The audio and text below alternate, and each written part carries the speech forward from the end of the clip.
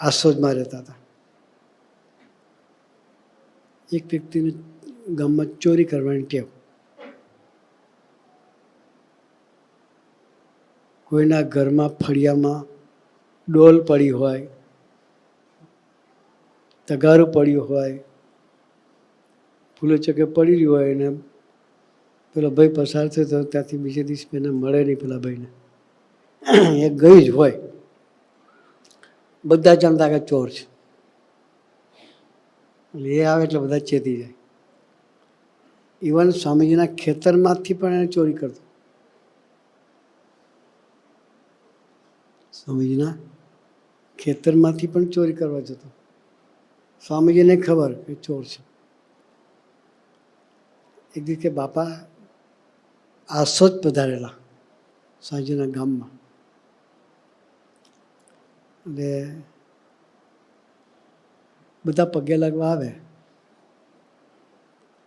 પેલો ભાઈ બી ગામના ભક્તો આવતા હતા, મેં બી લાઈનમાં દર્શન કરવા આવ્યો. તો ઓળખતા કોક તો બોલે ને,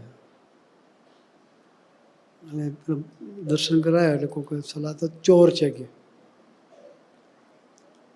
કોઈ વ્યક્તિ બોલી ઉઠ્યું કે આ તો ચોર છે કે. અહીં કે ચોર ક્યાં આવી ગયો? અહીં કે બાપા કે ગુરુ એ તો એકાંતિક છે કે. સ્વામીજી બાજુમાં ઊભેલા. સ્વામીજી બાપાની બાજુમાં ઊભેલા. સ્વામીજીને બાપાએ કીધું નહોતું. બાપાએ પેલી વ્યક્તિ બોલનાર વ્યક્તિ એને કહ્યું કે તો એકાંતિક છે કે. તો સ્વામી કે બાપા જ્યારથી કહ્યું કે એકાંતિક છે, ત્યાર પછી એના માટેનો ચોરનો વિચાર મને નથી આવ્યો. બીજે દિવસે સાને ખેતરમાં ચોરી કરવા આવ્યો. સ્વામી એના સામેથી બિહાડી જે જોઈતું એને આપ્યું, લઈ જાગે.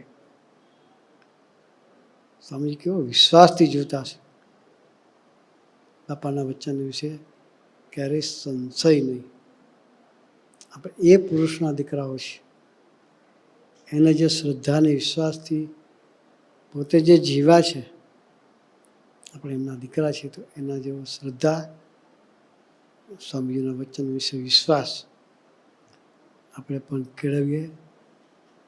અને પ્રેક્ટિસ મેક મેન પરફેક્ટ આવડી ગયું ને. હવે જો પ્રેક્ટિસ કરતા આવડી ગયું, બાકી મને તો અંગ્રેજી ના આવડે. આપણે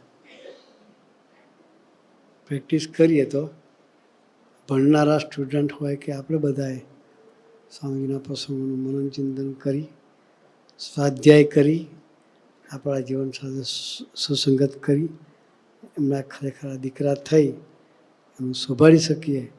એ માટે ગુરુ આપણને સૌને ખૂબ ખૂબ ખૂબ બળ બુદ્ધિની શક્તિ આપે, એ જ પ્રાર્થના.